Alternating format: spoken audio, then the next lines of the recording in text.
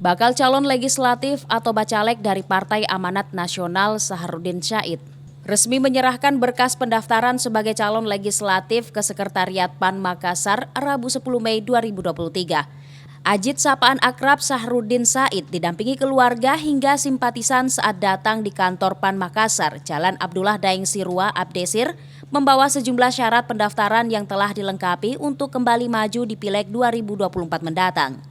Anggota DPRD Kota Makassar 2 periode ini menyebut, banyak hal yang perlu dibenahi di daerah pemilihan yang mencakup 5 kecamatan, sebab masalah yang ada sangat kompleks sehingga pengabdian sebagai wakil rakyat menjadi solusi untuk mengentaskan masalah ini. Berkas, insya Allah untuk periode yang kedua di Partai Amanat Nasional kembali lagi mewakafkan diri untuk masyarakat Kota Makassar, khususnya Dapil 2. Ada rencana naik kelas, Kak? Sebenarnya sih mau naik kelas, cuman karena kemarin saya sakit kan baru sembuh dan saya khawatir belum pulih untuk jalan dan PAN memberikan ruang dimanapun saya mau, cuman saya istihara insya Allah besar hati masih di Makassar lah.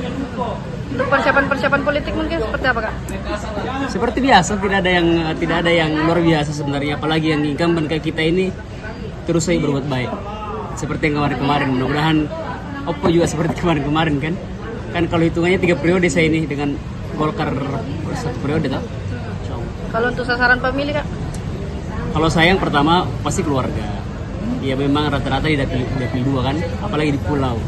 Yang kedua itu sahabat, kerabat, ya, teman sejawat, misalkan sama-sama pekerja pengusaha ikan dan segala macam. Paling itu. Ajit menambahkan potensi 2 kursi di Dapil 2 untuk PAN sangat terbuka. Alhasil target unsur pimpinan di DPRD Kota Makassar bisa terwujud dengan menargetkan suara sebesar 6.000 pemilih. Ira, Fajar TV dan Fajar Radio melaporkan.